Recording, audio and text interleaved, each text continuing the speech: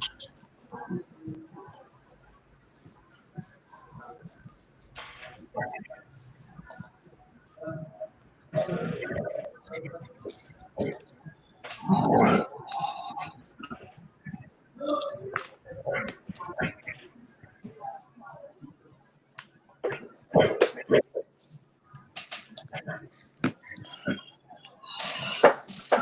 everybody, it's Pastor Jonathan Lowder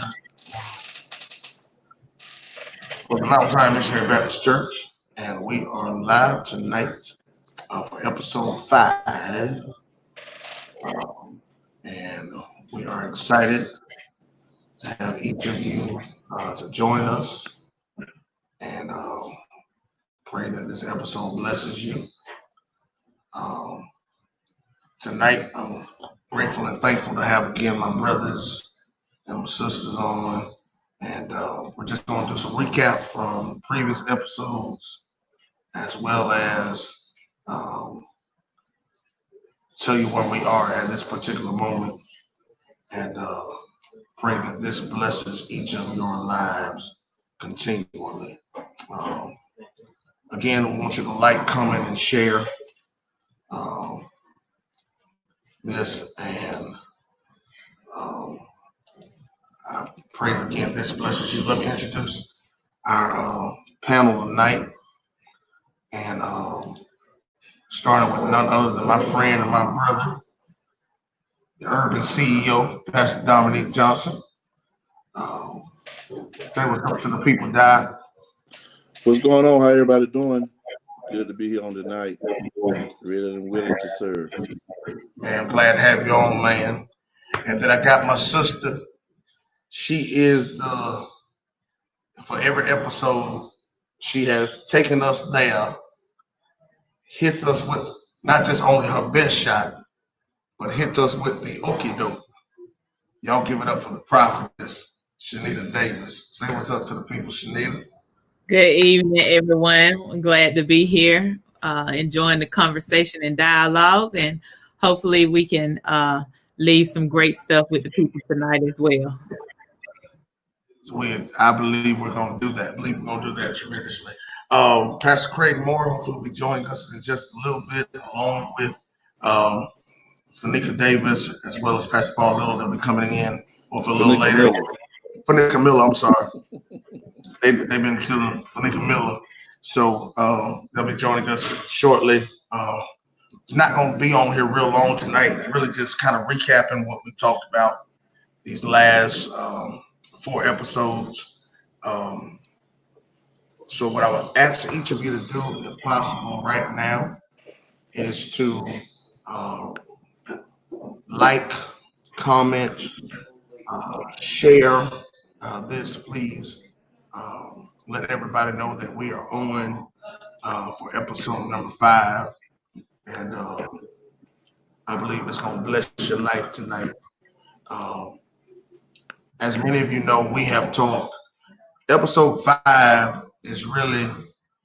was not going to happen, but because of the demand from the audience, we decided to come back and kind of give you a heads up in regards to what we put out about wanting people, piquing people's interest in taking this movement to a whole another level. And we decided the best way for us to do that is to put out a survey of inquiring of those who are interested in having a social justice ministry, or for their church or community, or getting involved in civic engagement. And so we're going to give you kind of a recap of what we found out from that, and then discuss some things today that I'm pretty sure most of you have already seen or heard, and you may have questions on. If you do have questions or concerns, please, ma'am, please, sir. Please, ma'am, please, sir. Just put it in the comments, and we will do that for you. All right.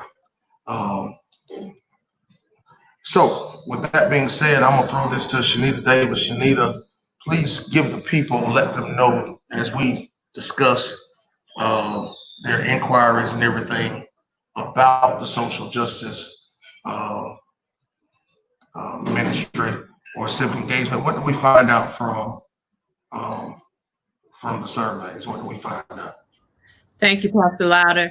As Patrick mentioned, because of the high demand that we had and the number of questions that came in, we created a survey to be able to collect which areas of interest that individuals really wanted to focus in on. And so those areas was starting a social justice ministry in a church or a faith-based organization, just in generalized community civic engagement, church leadership, and then grassroots community development, which all of us represent those areas in some facet. And so we wanted to just try to see which area of interest would be an area that we probably wanted to start in. And so from the responses we received we received 3 survey responses back in,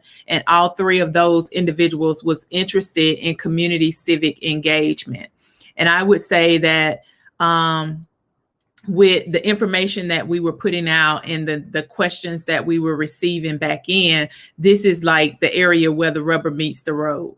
As far as being able to learn about how to become more civically engaged, how a church or a ministry can become more civically engaged and learn things that doesn't compromise your 501c3 status, learning the difference between social justice and charity ministry and different things like that. And then as far as community civic engagement, learning about the census, voter registration, how does local government work, your commission seats to your DA, how does all those things run together, along with, of course, leadership development, which we always need to be developing a pipeline of leaders, because who's going to run for office, who's going to sit in these seats and make these decisions that affect African-American communities and communities of color, and then grassroots efforts, because we never have enough grassroots efforts that are actually boots on the ground and in the community. So what we're going to do is we're going to leave the link up to the end of the month. Because right now we're in a critical stage. You have so many different areas. You got criminal justice reform, judges that'll be placed in seats. You got these commission seats, the school board seats, the mayoral race in some communities. And then, of course, we're going to have to select the next president. All of these things are crucial over the next 4 years of what will be taking place. And we cannot afford to actually sit back and just be engaged on social media and not put boots and feet to the ground and get involved in what's taking place. We can't afford to be blind anymore. In the early days of a civil rights movement, churches played a huge part in freedom schools and different things like that to make sure that individuals understood their rights, how to be involved, how to file a petition, how to get in contact with your senator, how to get in contact with your state representative, how to get in contact with your congressman, how to actually come together and have a strong voice of unity to get some of these things taken care of. But if we won't take the time to get educated on the matters, then we're going to continue to have these perpetual cycles and just, in other words, just huge chat meetings. But I'll stop right there.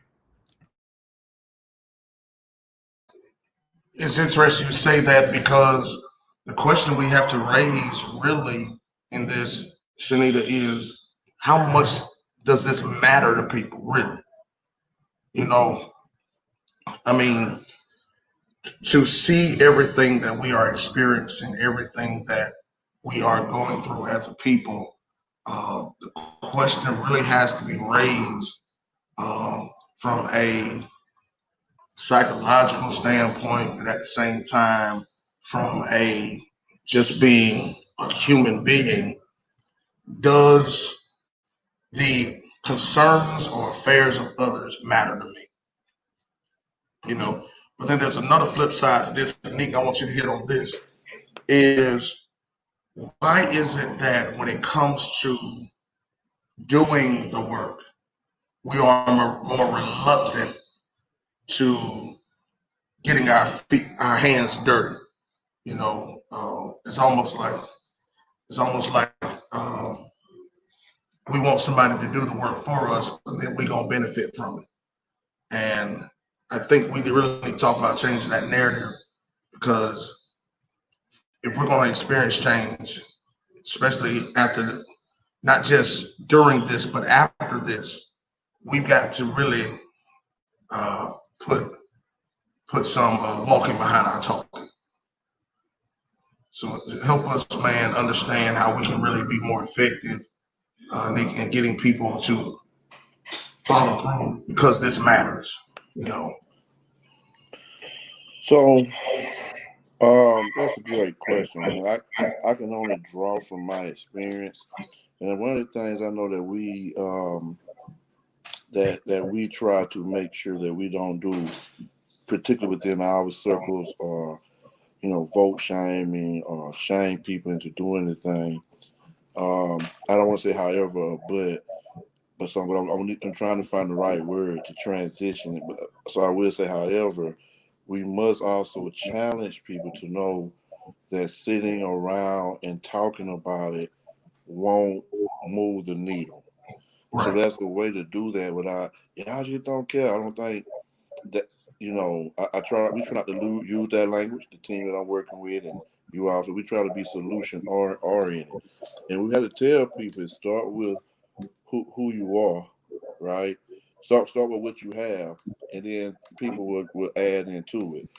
They used to show this video, man, a long time ago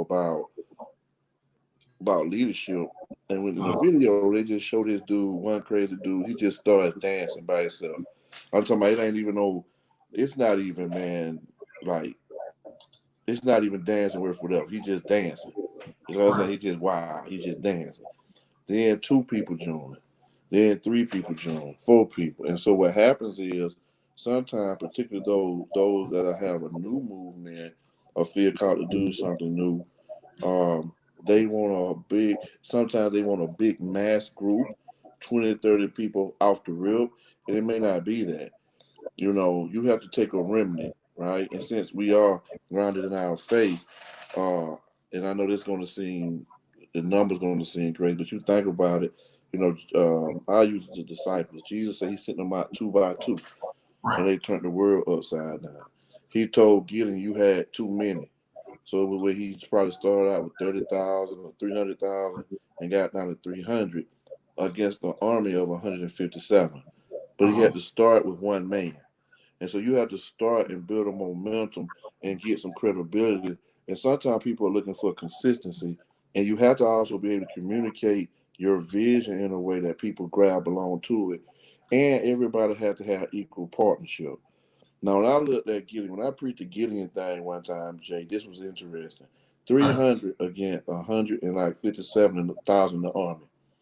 Really, when I looked at that, I said, that's 300 against the city of Macon. Wow.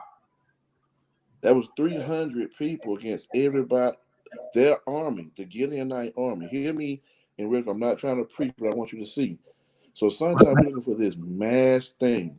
And for those of us who are looking at this on the night who are believers, I'm talking to everybody, but particularly believers, we have to start really putting our faith in the mustard seed. We have to start putting it in a remnant side, and then it snowballs. Yeah. I can tell you, for me personally, a lot of people saying that's easy for you to say. No, it's not, because I started Kingdom Life in my living room. In my living room. Right. Wife had to make sure the house clean every Saturday, this and that. What am I saying by the movement? You have to start where you are. We started out literally serving, right? I mean, I'm trying to encourage you by telling my story. That's what I want. Right. We started out just by literally serving. Now, what has become Raider Fest started out with myself, Latravius Mill, Yolanda Waller, Shamonte Thomas, a couple more people. Forgive me if I get some names. Started out literally with us really just doing book bag giveaways and feeding people and giving out prizes at Rosa Jackson. That's it. And now it turned into, of course, we didn't do it this year because of COVID. It turned into Raider Fest with a Beard County school, or the East Macon district has adopted it, where all 5 schools come together, do their Title I message and all that. So what I'm saying is, you just have to start with where you are. Talking Right. it comes to the point we really got to be real and say, hey, talking is not going to get it. I think it's in Carter G. Woodson, he Miseducation of the Negro. He's saying when you see a man talking about like what should have been done or this and that, you have to ask, well, what have you done? And Right. it's time we have to start holding people accountable and asking them, well, who have you helped? What have you built? And if you hadn't, that's fine. That's fine. Well, who have you helped? It got to be one of the two. And we have to start just holding people accountable for that and just encourage them, like, well, just do something. Join something till you get it. So I think that's the only way we can move them. Because, like I said, again, our philosophy is not to shame them, but I do think we have to have a not tough, but a real conversation just to say, hey, this is where we are. You can't do that. My last point, I know it's just me, you, and Shanita, so we got a little time to keep the vocal just a little bit. Yeah. Just a little bit. Yeah. I was talking to my just a relative the other day, and every time he would come up with, and I understood him. I said, yeah, he would say, yeah, but this is what happened. But it ain't gonna take overnight. I said, you're right, but I don't start today. You see what I'm saying? Like we get an Right. excuse, and every meeting that Shanita and I are on, even when we do our meetings and graduate stuff, it's fine to define the problem, but after a while we can't keep talking about the problem. We must now go to what are the solutions, and now solutions start getting your brain. Your brain automatically start thinking when you have a solution-oriented mind or growth mindset. It starts looking for ways to accomplish the task at hand. So you have to just reorient yourself, start where you at, and really just look and say, hey, am I really doing anything? And ask for help. It's okay. It's okay to say Yeah. I need help. So I'll stop right there. I know we got And almost a minute. it's amazing you say that because a lot of people think that what they have is not enough. It's not going to be significant enough to, my idea or what I'm doing is not significant for this moment. And to be honest, if that's where fear is created because what you have, like you said, Nick, you started with what you got in your living room. It was you followed the voice of God, started in your living room, and no matter who or what discouraged or even encouraged, you knew this was God telling you to do it because you did not want to have to answer to God and be like, I gave you an assignment to do, and you allowed your fear. And but I think the reality is you can't move past fear until you acknowledge you are afraid. I think that's what sometimes like we are a boxer. Um, a boxer or anybody in this sports will always kind of be fearful of doing something competitive or that's going to matter until they really try. You know, you don't become a failure until you quit or just decide not to do it. And so with this movement, with this informing, trying to inform people about these things that matters, this is something that's going to be around our entire life. Even after we die, I think these things are still going to matter and be here. Um, the Bible talks about that a good father leaves an inheritance for his children, and some people may disagree, but social justice is an inheritance. It because it's something that matters. You may not see the benefits or reap the benefits while you're alive, but you can see that we are reaping the benefits of people who lost their lives for this. We What if Martin Luther King Jr. never tried?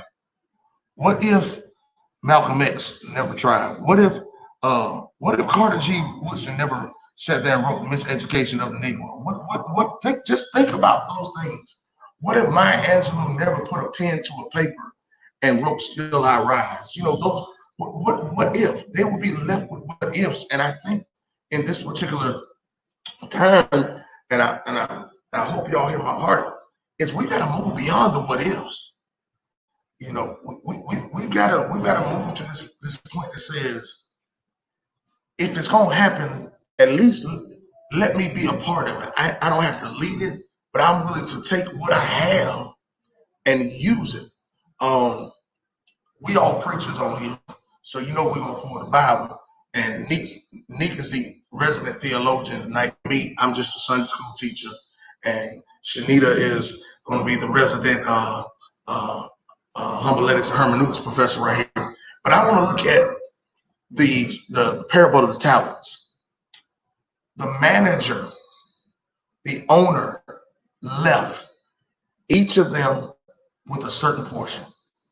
He left one with 5, one with 2, another with 1. He left them, and they had, and basically, the Bible does not give us instructions of what he told them to do, but we can tell they knew, because 2 of them at least knew, because the owner trusted them to manage not their stuff, his stuff. See, social justice and civic engagement is a kingdom principle. It's a part of who Christ is. And so how dare we be like the one who had 1 and go bury it, because he, in his mindset, in his eyes, if you read the text, the one who had 5, he went to work, made 5 more. Owner comes back, he says, you know, well done, not good and faithful servant. You've been faithful a few things. Coming up, I'll make you ruler over many. Okay? The one who had 2, he doubled his. Owner gives him the same thing. But then the one who had 1, here's what took place. The man said, well, master, I knew you was a hard man. But nowhere in that parable do we see him being hard. Do we even know him being hard? He says, I knew you were a hard man, and what I had to do is I just decided I'll go bury it, and when I bury it, I'll just give it back to him. And he calls him a fool. He calls him, basically in layman terms, a low down, no good for nothing fool. He said, if you knew I was hard, at least you could have went and got this done. So I said all that to say this. One of our issues that we got to deal with, moving beyond the what ifs, is get rid of this laziness. This almost like fear that let me just hold on to this, and if somebody asks for it, I'll do it. No, sometimes you just being present is enough for people to know that you care. Sometimes you showing up to a meeting, showing up to a council, you know, do like I do, eavesdrop on certain calls, you know, incognito, because you're trying to figure out what's going on, you know, so that you can be informed. Those things matter. And if we're not careful, we ain't going to hear God say, well done. We're going to hear God saying, you slothful person, because we sat on what he told us to manage. We sat on what he told us to do. And so Fanika Miller is in the building, y'all. She's on, y'all see she's popped up. We all our screens lit up because she came on in. We're Fanika, I don't know if you've heard so far, we've been really trying to discuss this. We talked about the results from the survey that was sent out, and mainly what we got was there are people who are already doing something, but they want to do more. And we're appreciative of them wanting to do more, do something. And for them, you know, we can definitely have that conversation on what 3 people. Yeah, 3 people. 3 people out of, watch this, y'all. 3 people out of the thousands that viewed each episode. So 3 was people. it 3 ministries or 3 individuals? Because we sent this out to ministries. 3 responses from the survey? Yep, individual. 1, 2, 3. Yes. And see, You know, sometimes it's is quality over quantity, right? And so we have to work with those who express interest and then continue to build. Look what came in my mailbox today. Can you see it?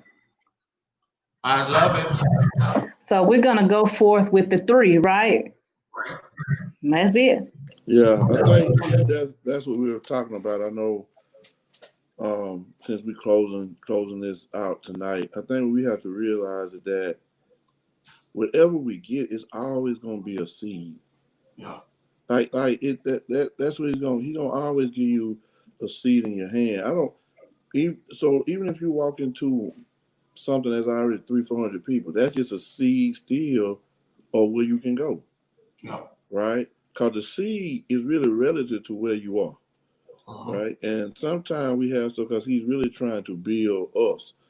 Right? When you building these movements, you have to realize what's at stake. Like I said earlier, one of the things you have to count the cost emotionally. You have to count the cost for your time, your family. And so, as Vanika said, and everybody has said, like, we, whoever the 3 are, that's who we call, that's who we work with, and that's who you move with. And, we're going to leave it out to the end of the month. I think talking to the saints that's listening and all that, it was always asked of whoever, what's in your hand? Yeah. Not what's in Shanita's hand, Vanika hand, Jay. They good. I got them some of their hand, but what's in yours? Right. You have to use what's in yours. Moses had a staff, part of the Red Sea. He threw it down. He worked wonders with a stick. You know what I'm saying? And so that's what we have to understand. And I don't preach to the choir to you all, but I just want to encourage everybody who's listening. Because some people are like, ain't nobody doing that. There are people doing some stuff. There is let me paint a picture too. There is some apathy on some end, but those are people we still love them, speak truth to them, but we got to keep moving. You look at it. I'm just calling out people. Mother Teresa, straight nun, a nun in Calcutta, and she just started feeding the hungry. And then people think about it. People would leave their jobs to go spend summers with her in Calcutta. Just off of the fact of that, right? But even when you're talking about this movement, particularly for social justice or community transformation and all that, it's going to take work. I think that's what people miss out more than anything. Shanita, Jay, and Fanika, like sometimes because the grace that's on certain people, I say it like this: they make it look easy because they're operating in the grace. Yeah. I think Michael Jordan even said that one time. He said a lot of guys, they were up. He said, "Man, I'm sorry I made it look so easy," because they didn't understand the work that he put in behind the scenes, right? I was, and I don't fuss at people, but I was on the phone with one of my mentees at the end of the day, and my wife had to come out of the room, and she was like, "You got 2 children, that's it," because I got. But the thing of it was, hear me, I want to be careful when I say this, because they know my heart, they know I actually put in quote unquote the word, and they knew they was out of pocket too, because they kept rebutting, and I was trying to finish. So I said, "Hey, you just let me finish, right?" But at the end of the day, I'm nobody's father. I'm not, but I think there has become a level of respect and honor there because of, first of all, my heart and caring. So I think, first of all, we're going to move anybody or motivate anybody. They have to feel that we truly care. That don't mean that everybody's going to jump on, but you got to have something that people feel. They feel this movement. I think now talking about leadership, we're going to, and I'm going to say this, and I'm going to fade the black, not all the way out, but I've been talking enough right now. I think I'm gonna say it like this: we are under some spiritual warfare. We were talking to Paul the other day. We really, man, really, when you talk about, I'm watching my words. When you talk about the state of leadership, period, I'm talking about in all communities. So let me be fair across the board. I'm talking about from the highest level of government all the way down to the hood. I'm not leaving no. I'm talking about black, white, whatever. When you talking about the state of leadership, there's truly a spiritual attack, right?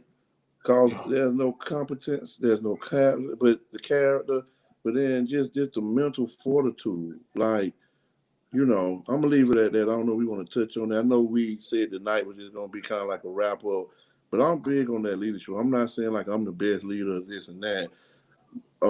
But I try my best to have competence and character. If nothing else, I try to have. It said that David led Israel with the integrity of his heart and the skillfulness of his hand. It's not an either or. You need integrity and you need skill. So that's what I'm gonna say. You need both, because when people see that your word and your walk match, it means something to them. It was his heart for pleasing God, but also his heart for people were in sync. And I think that's one of the biggest things in leadership development. What is really your motive behind wanting to become a leader? Because real leaders are developed, but then at the same time, you can attest to this. They find the motivation to motivate themselves, even at times when they can't get motivation from anywhere else. You know, um, you can't. A real leader can't just see the glass half empty. You got at the same time be able to see it half full. You know, sometimes the way you see it from both sides when you don't want to, but at the same point, um, eventually, what's in your heart is going to be revealed because by your hand. Um, you know, there are many people who want to jump in politics, especially politics of today, because they just want to be seen. It's not about That ain't people. the right one. Everybody. Hey, Aubrey. It's Politics is. I think when we say politics, sometimes it can be a negative connotation because of an absence of character in some of those who are serving, right? And for the most part, I think the majority of elected officials have the best intentions. But sometimes when you move into the culture of the office, right, and those around you, you become corrupted slowly and surely. Um, I often say to individuals, I'm so grateful, for my time, my experience running, but I'm even more grateful that as I walk into those spaces that God didn't allow me to serve at that time because my spirit would not match with some of the individuals who are supposed to be in those spaces serving our people and pushing forth the best agenda. Are you sipping tea on us or are you just thirsty? Okay. No. My sister, it's late night coffee. I'm good. So we do have to make sure that we have people who are of good character. Everybody can't lead in the front. And I think that there's a misconception that you have to be in the front to lead. And that's why we don't have as many laborers in the vineyard. We have more people who want to be up here. We don't have enough reaching down to have grassroots and grass tops and people who are doing the work on the ground. There's more work on the ground than there is really in the office. There's more need, and this is hard work. And a lot of people don't want to commit to that hard work.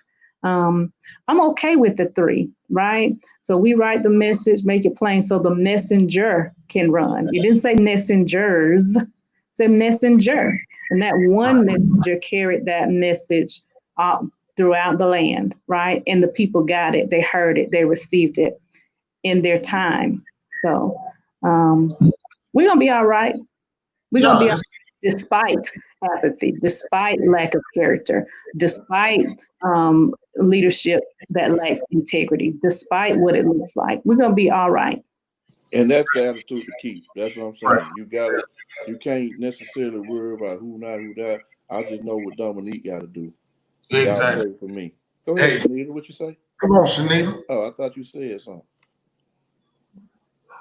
No, I didn't say anything. My sister said it well there, is that as we are going along and forging forward, I like what you said earlier, Pastor. You said we have to move from this what if scenario, um, and understanding and connecting that from a what if to what will be, because we are here, I think, to help reimagine, to help bring some concreteness to and sustainability.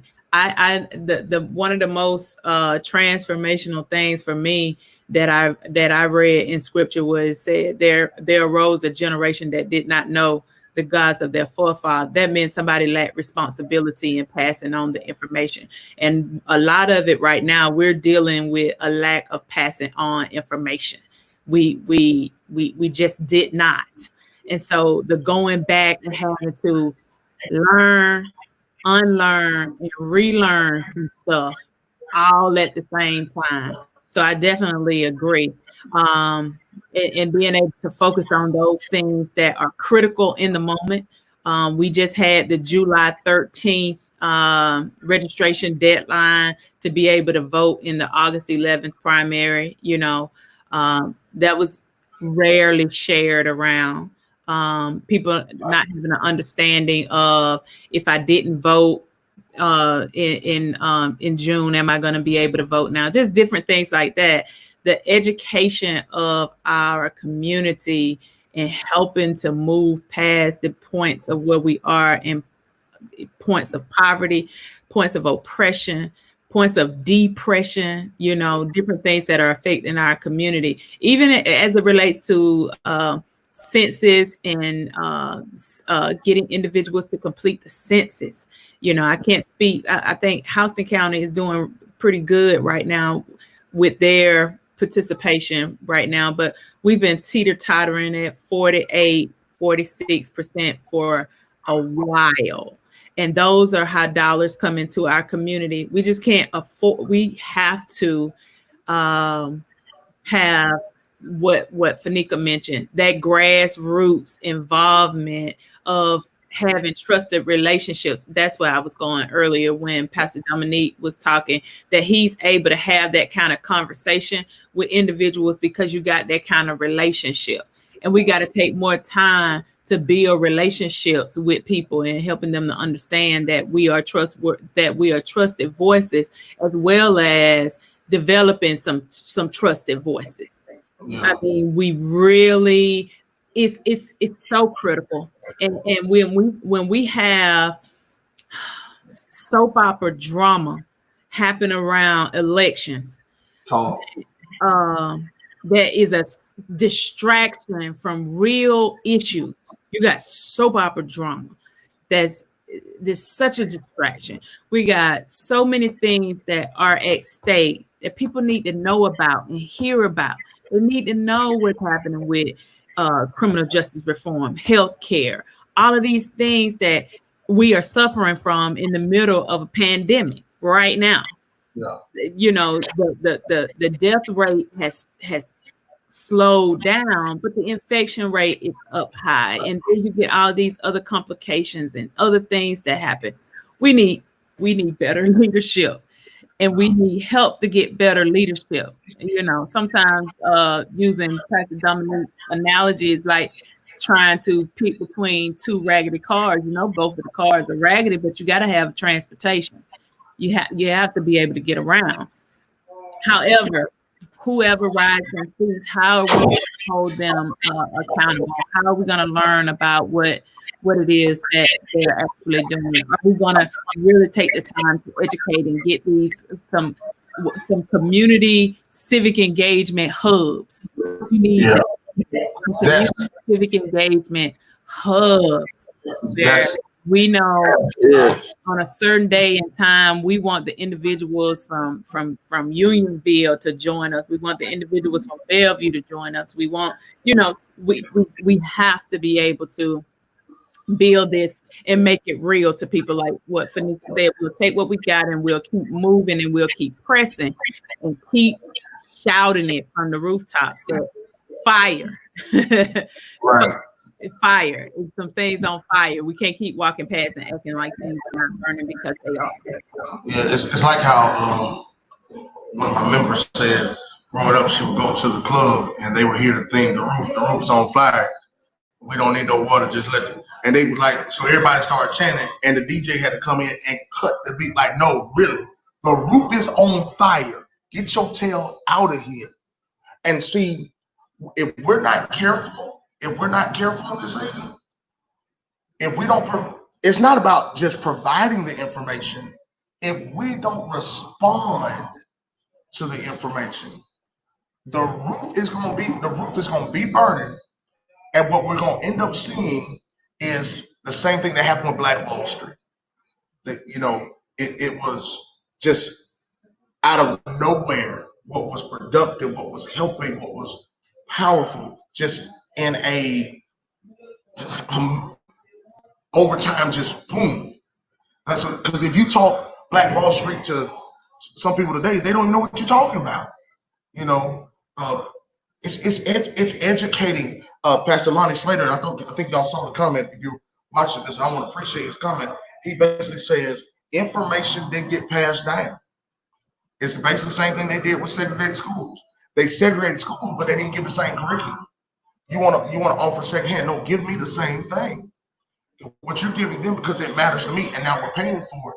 And what we must do as a people, what we must do as leaders, what we must do as being determined to be on the grassroots, we've got to make sure that we're doing everything we can to make the information available, putting those hubs, say, listen, this is what we're going to do.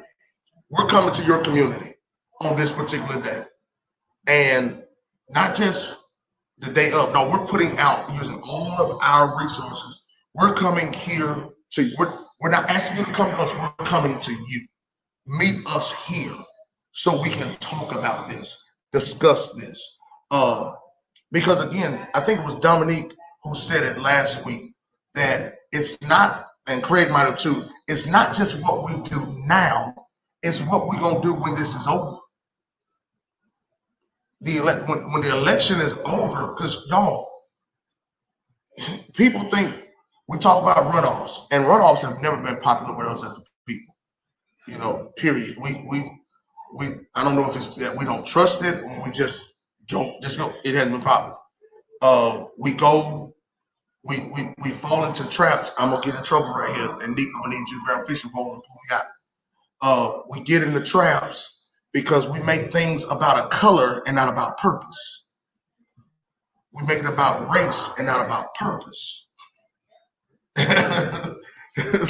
I'm just saying what I'm saying. Them two looked up like. I know, yeah.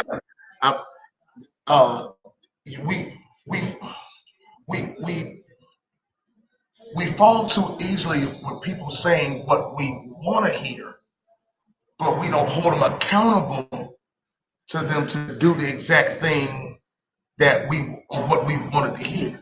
So we've got to educate you on how you stay on top of holding your elected officials, accountable. Let's throw this out there.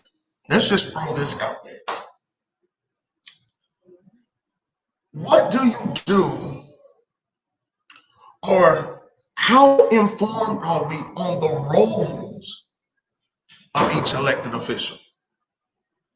Because what happens is we go to these elections, and I know this has happened to me plenty of times. And Fanika Miller knows that I will call her, email her, everything. Say what? Say what? The night before in the parking lot when you're getting ready to go. Hey, this is no Nika Shanita. This is no lie. It was I had just moved to Byron, but I was still registered in Houston County.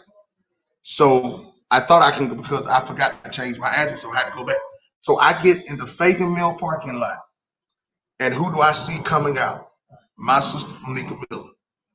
And I said, okay, Fanika, before I go ahead and vote, I need you to educate me on this right here.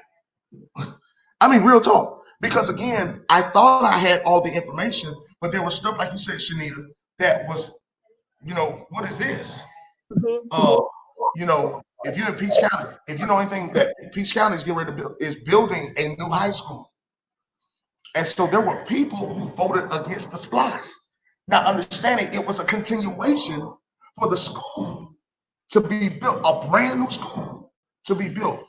So they sitting there like, no, we don't want no taxes. Do you know that if you don't say yes to this? So I'm sitting there getting educated. I'm getting educated in the parking lot. I should have paid her for the 35 minutes that I kept her.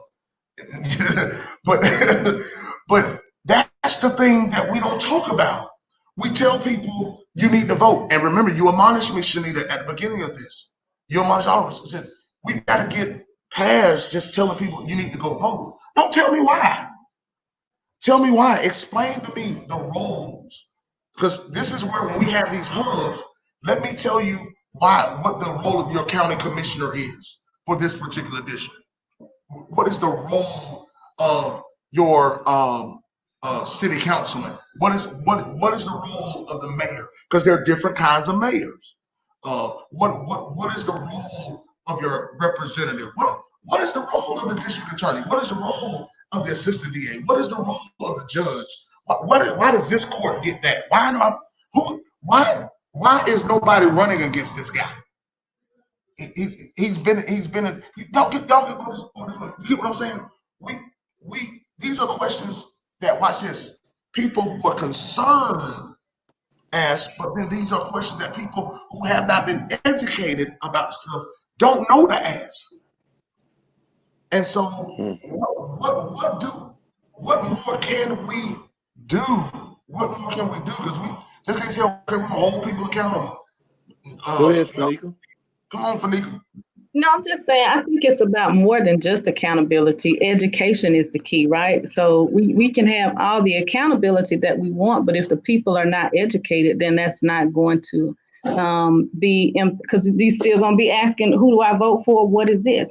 People need to understand just what you said, what the offices are. What's a ballot initiative? Why are these ballot or these questions on our ballot? So when we talk about SPLOS, right, and continuation of SPLOS, and we put that and we view that in the lens of COVID-19 and how some school systems are not prepared, are they being good stewards with their SPLOS dollars, right? Why are we investing in buildings that are not safe for our children, that are not equipped with technology that's going to prepare them for a global society? I think we need to look at the education piece, and it has to be constant, ongoing engagement, not just in election years. I think we've said this so many times, y'all. I think now we just need to move forth and really implement and walk out for those 3 people, or, it might be 5 tomorrow since y'all done talked about the people.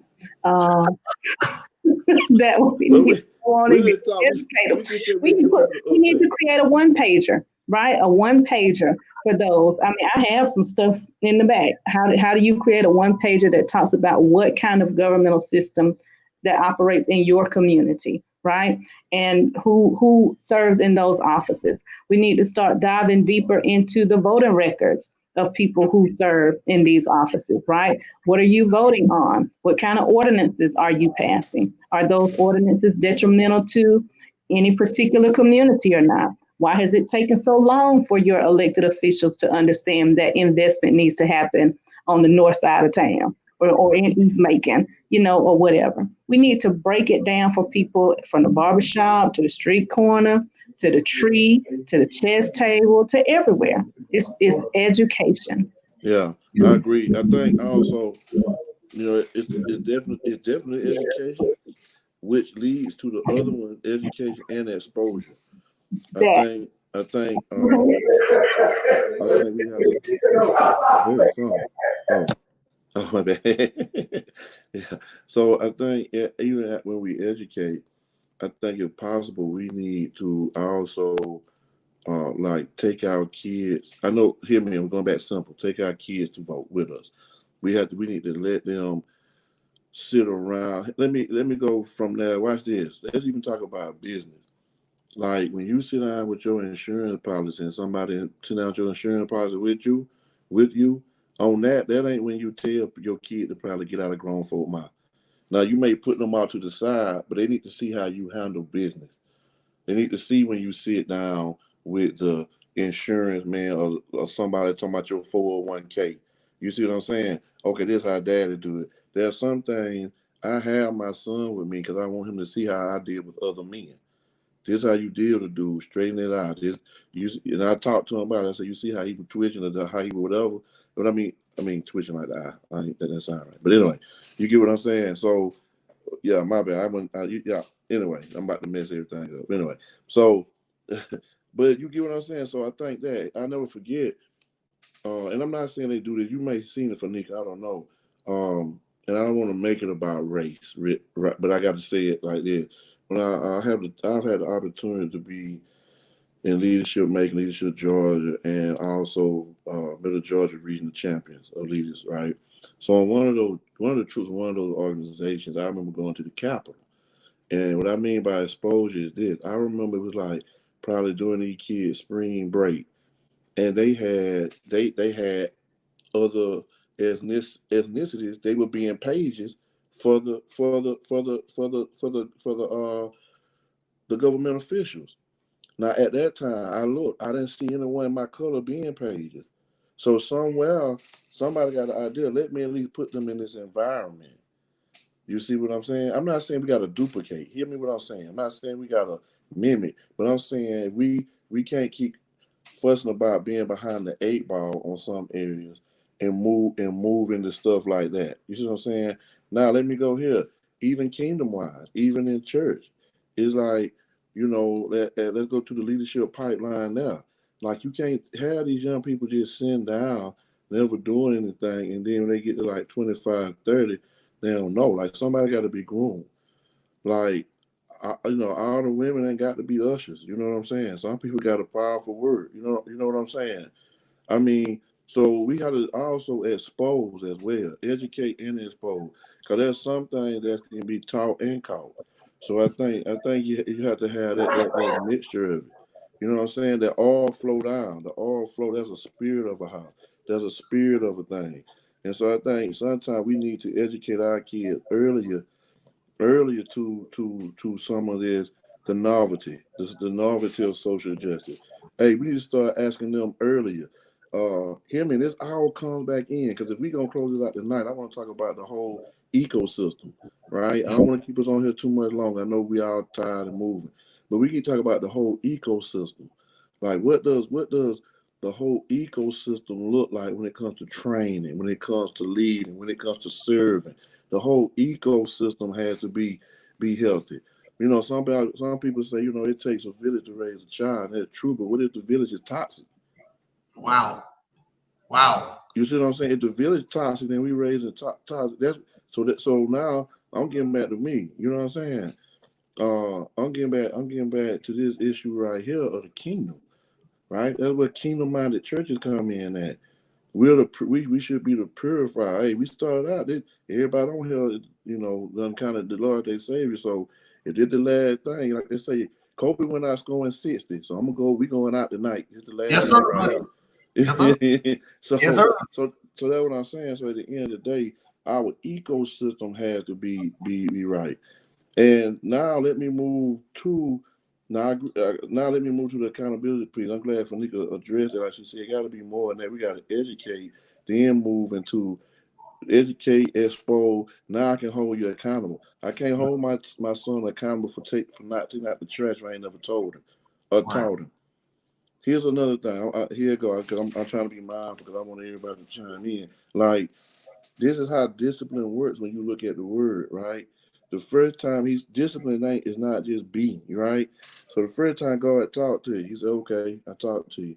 Next time he rebuked you because you didn't know it. The third and final, that's when the physicality come in at. What I mean is he gives instruction first. Think about the first time, well, maybe we have a job, but most of the time we tell our children go clean up the room. And then we go in there and say, this room ain't clean up. You ain't never showed them. Wow. So what you look at, they say the stuff pushed up under the bed. Oh, you didn't put your stuff under the bed. They don't know They don't know what happened to the stuff that you moved out of your room. So you have to show them this is what you do with the stuff. Put it in the closet, put it in that. And so, Shanique, this way go back to the whole mentoring and modeling again. So if I'm mentoring, it's two types. It's two ways of modeling. The mentor has to model me. Well, model what I'm telling them, but I got to also model what I'm teaching. Right. That's what Jesus did. He said it was apprenticeship. I do, you see. We do together. I said, you do. I'm gonna ask you questions. What did y'all see? Come back, let's debrief. Feedback is the breakfast of champions. Yes, sir. My last point with the accountability, some of this stuff, let me say it right. If we police ourselves, some of this stuff won't come out to the open. Good night. You won't even have to suffer public embarrassment. I know everybody got the free right to run, the free right to do what they do, but it's somebody that'll be like, bro, we love you, but you need to back off of that. You need to back off of that now. Shit, they done got slain. You know what I'm saying? I mean, hear me. I'm not the one to tell people what they can't do, but this is what I do know. I think all of them cleared out. I'm not trying to gloat on my sin, none of that. If I'm running for something, I'm just so glad social media when I was out with my frat brother. And I don't know, my cousin Kurt said he got somebody, I'm waiting for you to do something. He always messaged me, joke with me, right? He always told me, oh, they think you the golden, but all that, right? He's somebody like, I got some of them box cameras that ain't never been developed. But what I'm saying is, that we need to police each other. Hey man, don't just chill on that. You stay in the background and help on this end. But you know what I'm saying? But you don't because it'll keep you from public embarrassment. You know what, Nate? This is the key. When we look at Christ's mentoring and then asking the disciples to emulate him, you were right. Even when they failed while he was here, he would always pull them to the side and say, all right, come on now. But watch this. Watch this. Jesus Christ came not just to die for our sins, but he also came to prepare 12 men for him to leave. Think about it. He came to prepare 12 men, not for his destiny, but for his departure. Because he always told to them, it's going to be expedient for you when I leave. I got to go. But before I go, like you said, I'm not going to leave you without a pattern. I'm not going to leave you without learning how to police yourself. I'm not going to leave you without knowing how to hold each other accountable. I'm not going to leave you without knowing how to clean up your room when it comes to this ministry. I'm going to show you first. And then watch this. I'm going to do it with you. And then I'll give you an opportunity for you to do it yourself. So you'll know how I want it done. So that when I'm gone, you'll continue on doing it. You see what I'm saying? I'm one to believe, because the Bible says there was so much stuff that Jesus did that the book couldn't even contain. But I'm one to believe he gave them multiplicity of times to do things they saw him do, to see if they would be willing to do it and could do it once he leaves. Prime example. When Peter in Acts chapter 3 goes to the gate called Beautiful and sees the man sitting there, that wasn't his first time seeing a man who couldn't walk. He saw people with Jesus who couldn't walk and how Jesus handled them. So what did Peter do? He emulated what Christ did. Reached out his hand. Then he spoke like this, reached out his hand, spoke on the man's level, but then empowered him by raising him. So when the man gained strength, he could not deny whose power lifted him. So I think we've got to do an even better job a better job in helping people to understand that in the midst of what we see, sometimes imitation is the greatest sense of flattery because it lets me know you're paying attention. You know, as fathers, we love to see our children emulate us in certain things. Mothers, you love to see your sons, emulate yourself because you see yourself in that. It lets you know at least you're doing something right. Because we cannot tell a generation, do as I say, don't do as I do. Because again, that's not gonna work and it's not gonna help anybody. But when they trust us enough to say, I want to emulate that. I want to be that, you know, um, it makes a difference in what we're doing, setting the pattern. Because again, Fanique, you put it, we can set a pattern for these 3 or 5. We can set a pattern and say, hey, here's what we're going to do. Here's what we can do. Because these 3 or 5 just may be the one, watch this, to make it 50 or 60, around. All because we decided to plant, they watered, God gave the increase. And so, I mean, we've got to be so serious in this moment and understanding that it's just not about teaching, but it's also about, you know, seeing them mentoring mentees so they'll know, hey, you're learning.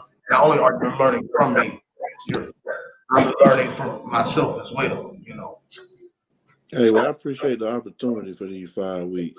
I Man, appreciate the opportunity. I don't know if Fanika or Shanita want to say something. I appreciate the opportunity, though. I appreciate Felipe giving me a cheat sheet out there at the vote. I appreciate the opportunity too. It has definitely been eye-opening. It's been very rewarding for me. If anybody is interested in their little black girls being a part of a program that mentors and has a civic engagement curriculum, we take our girls to the Capitol every year. It's mandatory that they page every year, that they engage their elected officials. We put them in the room with them. It's a 9-month program where they learn about every office that there is, every elected position. They develop policy positions for themselves. They learn about school board policy. So we're doing that because, having one black woman in elected office in a community the size of Houston County was just not acceptable to me. And so whether they choose to serve in elected office or whether they choose to serve in some other capacity, they're going to learn what it means to serve and to really be at the table, to shape policy at the table, and to bring other chairs to the table for other girls that look like them. So again, and Fanika, is there a way to contribute to that, donate to that? Listen, you can go to our website. The website is www.newvisionmsk.org. You can learn all about our program. You can contribute to the program. We're happy to take your coins, and it's always used in the best manner. We don't have any paid staff. All of our resources go directly to programming for the girls. I'm sorry, I wasn't laughing at you. I was laughing at Belvin. Belvin talking about, seem like we want one more. No, Belvin. No, That's it. But because you said it fast, I know we're trying to get it. I got you. Say that one more time. Yeah, give it one more time, bro. Did Belvin fill out that survey? Belvin? Was he one of the 3? Nah, he wasn't, I don't think. He gonna fill it out tonight though. Send him that link. Send him the link, and then we'll put him on deck with the next one. But wait. Yes. Belvin reached out before we created the survey. Okay, Belvin. Okay. He sent. He did. He sent the inbox. He did. Okay. Okay. He did. Yeah, I want to give a shout out to real quick. I'm sorry, Belvin. Shout out to You gonna get off the executive you pastor Macedonia Church. Hey, I want to give a shout out to Belvin there right quick before Fanika get her thing. Belvin, Pastor Chris Cabinet, Pastor Brian Rain with their Hear the Hood and their Concord. The Hear the Hood movement partnering with the Bibb County Sheriff Department for the Concord initiative. And so y'all look up Bill and where, and they can tell you about it. I'll mess it up, so I don't want to. But it's a partnership with Bibb County Sheriff Office. Fanika, go ahead. I think they want to hear that link again. Okay, well, that partnership warmed my heart to see that yesterday. I think, shout out to every person that was involved in that. That's an excellent initiative. Our website, and again, we focus on Black girls, middle and high school, age 11 to 18. It's newvisionmsk.org. There you go. Okay, Shanita just dropped the link. Thank you, sis. It's been my pleasure to serve. I look forward to continuing to serve with y'all again. Thank you. Mimi in the trap. No, go ahead, Shanita. You got anything? What I was gonna comment on is that it has been a pleasure, but I wanted to piggyback on what you were saying about that Concord project and how important that is for clergy. We'll have the opportunity to engage with law enforcement and go out on calls with law enforcement to help build that bridge in the community, because oftentimes, as Sheriff Davis said, where is the church? Well, they're in the car with the police right now, and they're riding out on calls to help make those connections and hopefully be a part of de-escalating situations that may, we are more connected to our community sometimes than some officers are. They can't be in all places at all times, but sometimes that clergy person being on site may be able to help de-escalate some things. And so I know defunding the police is like a cuss word, but they're not necessarily saying take the money away from the police. They're saying redirect some of the funds to some interventions that could be more preventative. So if you could have a clergy person riding along, if you could have a mental health person to come out, if you could have some different opportunities such as that. So I'm not gonna go into policy stuff, because then I'm gonna start saying something, then Fanika's gonna get on something, then I'm gonna come with something else, and we not doing that. But yes, it has been wonderful. Hopefully very informative to individuals. I'm going to piggyback on again. Turn out the vote, go and get some resources, turn out the vote Sunday, get some resources, get our people to the polls on August the 11th. Please engage in whatever political forums, debates that are taking place. Submit questions if they have the opportunity to. They have a place for you to submit questions and ask questions. Please, my sister Fanika was participating in a Meet the Candidate. Was it Engage the Candidate? What it was, something tonight. And it is important that you take the time and participate so you can create your own little cheat sheet when you get ready to go to the poll. Get your own. Hey, Shanita, how can the people reach you? Yeah, talk about that, Shanita. People Advocacy Group. The People's Advocacy Group, you can reach me at ShanitaDavis.com. That is ShanitaDavis.com. You can contact me on Facebook as well. Go to my Facebook page. That's it. Hey, what's up, homie? Urban CEO. What it is, bro?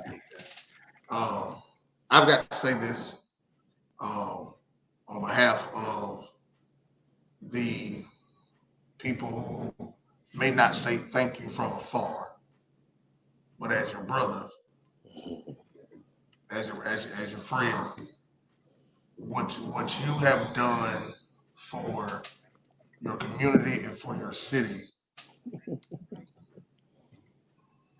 I salute. Thank you, man. It's people like you who inspired me to even like stuff like today to help bring COVID-19 testing to my church, to my community, to even aspire to start your own nonprofit, because you don't have to be from the hood to make a difference. All you got to have is a willing heart to make a difference wherever you are. And man, you grind, on a continual basis. And I'm proud to say you're my brother. I'm proud to say you're my friend. And man, keep as you always tell me, man, keep inspired. Keep Hey inspired. man, I appreciate it, man. I'm just here to serve. I just want to hear well done when it's over with. You know what I'm saying? That's Two it. things I want to be said. I hope all y'all can say it. Oh my eye, bro. I ain't crying about He lied. He lied. my I just wanted to be said, man. Well, a couple of things. I love God. I love my family. I love people. I serve God. I serve my family. I serve people. And if I can do that, we good. Also, oh man, my eye burning for real. Uh, you keep up good work too, man. Proud of everything you are doing. Proud of Pastor Moore down in Pinkerton. Yes, sir. Of course, my brother Paul Litt, who somewhere doing some on leadership today. He probably using my stuff, but you know. Hey, well, we're all guilty. We're all guilty. Yeah, I'm just joking. We joke like that, but no, it's been a pleasure. I'm glad everybody please sign up when you see the thing. And one last thing, man, y'all, if you haven't done the census, if you Right. haven't done the census, please do the census now. If you have done the census, be a census ambassador and walk your cousin them through it. Right. It takes you can do it on your phone. Come on, I y'all. We agree. need this, particularly if you from Macon, but anywhere from on. I don't want to, but do the census. Be counted. Men, be counted. Make sure that your family is counted. So, um, that's it, man.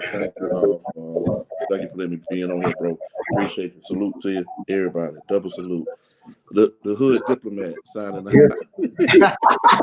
Listen, here's fun. I want to thank.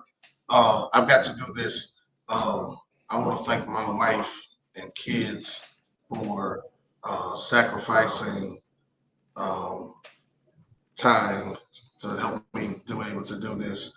Um, Many people sometimes when they're doing ministry and when there's work in the community, the people who suffer the most are the people who live in our house because they have to sometimes um, go without um, spending time and all that kind of stuff. And I want to appreciate them. I want to appreciate my church, the Mount Zion Missionary Baptist Church, for continual support with this virtual uh, experience. Listen, I want to piggyback off what everybody said. Um, Turn out the vote Sunday, whether your church is uh, virtual or they're visible. Do something to make sure that every person in your church that day, everybody who watches you or watches you, make sure they have registered to vote. I'm going to ask Shanita if she would put the link up for the survey again. Just put it in the comments so people will have it. I've messaged it to some people. I tried to put it in, but it's on YouTube. It's on, but it didn't go to Facebook for some reason. Um, this has been um, an experience I did not know and still don't see like the impact it was going to make. All the resources we've been giving out for books, all the website nuggets. If you miss any of the other previous episodes, I want to encourage you to go watch it. You're gonna laugh. You're gonna laugh. You may even cry. It's serious. We did our best to try to speak life and make an impact.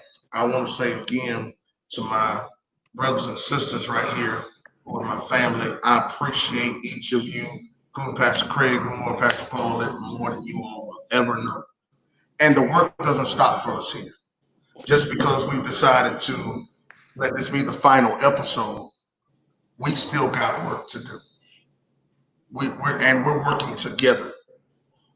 When you see one of us put something up, it's all of us putting it up.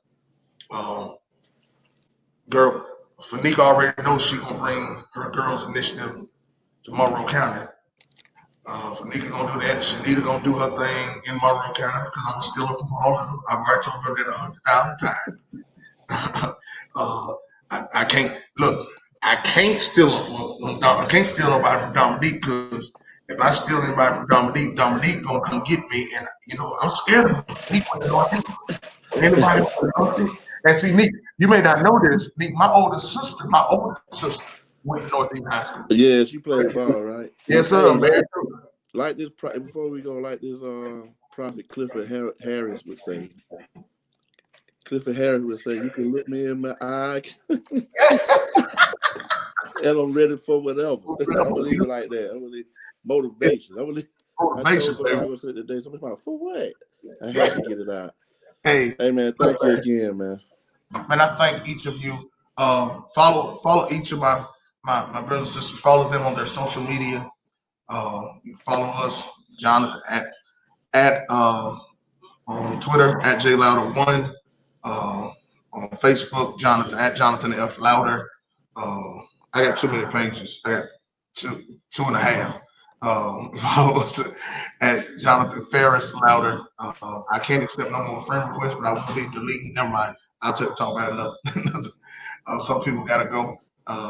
But again, whatever you do, we pray this helps you make an impact. We're together gonna make an impact and make a change.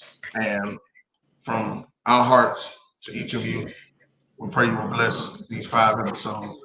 It won't be a 6th one unless we come back and tell you what we go. We just come back to talk about stuff. But I will say this: as we get closer to certain things that once the surveys and stuff, the interest link is right there in the comments.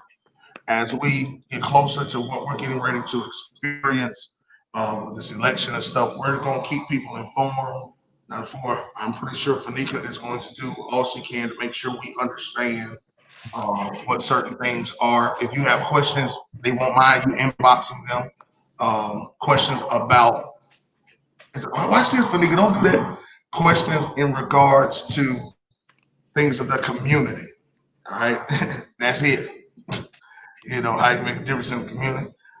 This is not Let's Make a Deal or the dating game. None of that shall not be in there. So Shanita Davis will not be taking any requests in her inbox. Praise the Lord. She look, if you can't take her to Carrabba's first, then you of any kind. Any kind. We on the mission. And so again, thank you everybody. Share this video tonight. And we love y'all. Y'all be good. Deuces. Peace.